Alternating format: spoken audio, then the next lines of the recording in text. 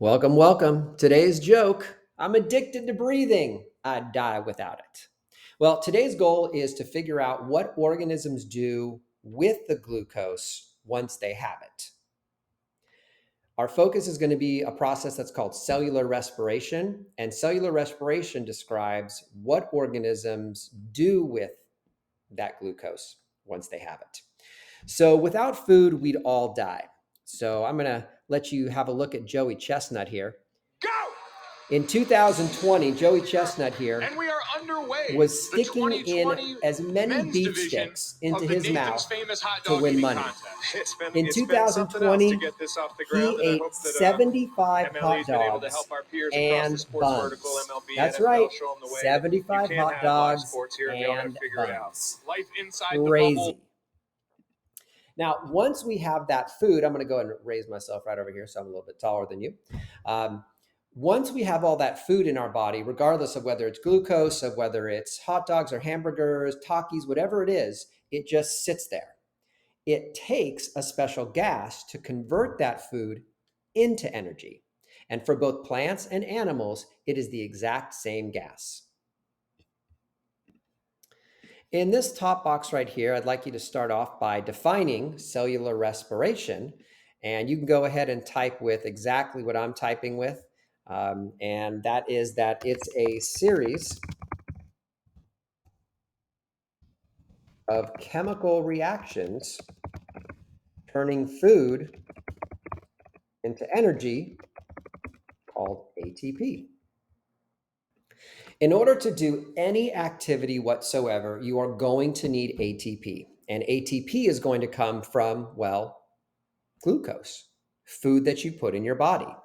The process itself is called glycolysis. And just like the first two letters of glucose, glycolysis and glucose, glycolysis is the process of turning glucose into that ATP.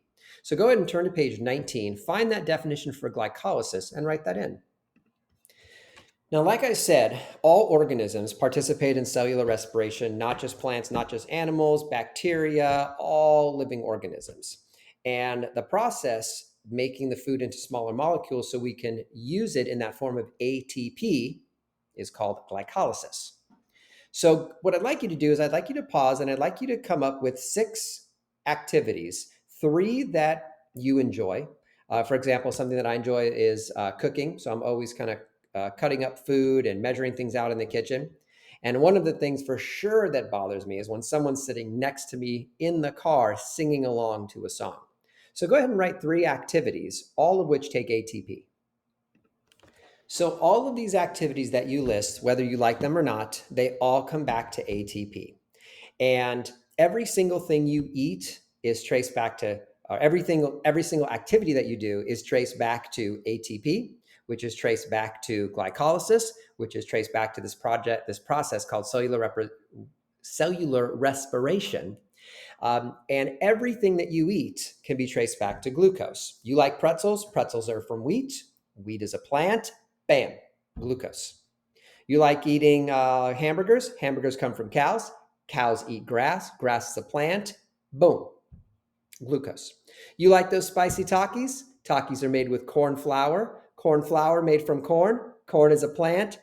Boom, you got it, glucose. No matter where or what food you think of, you cannot escape glucose. So where does this take place in the body? Well, it takes place in every cell in your body. You have millions of billions of cells and you have tons of these. And so it's the mitochondria and it looks like a jelly bean. And go ahead and pause and go ahead and write. Just go ahead and draw on the right in this box right over here to the right. There we go. And you can write what happens in this organelle, which is really pretty simple, which is that ATP is made here. This is where glycolysis happens. So go ahead and do some drawing. And remember that these are microprocesses, so we can't really see them with our naked eye. This is something that takes incredibly powerful tools in order to participate in. Now, whether I'm running around the court or making fun of my son for being tall or being annoyed that the birds are waking me up, every time that cellular respiration occurs, which means that the glucose in my body, the sugar, is turned into ATP, which is energy, there are two things that result. I mean, the old joke goes, I'm sure you know, the more beans you eat, the more gas that you have.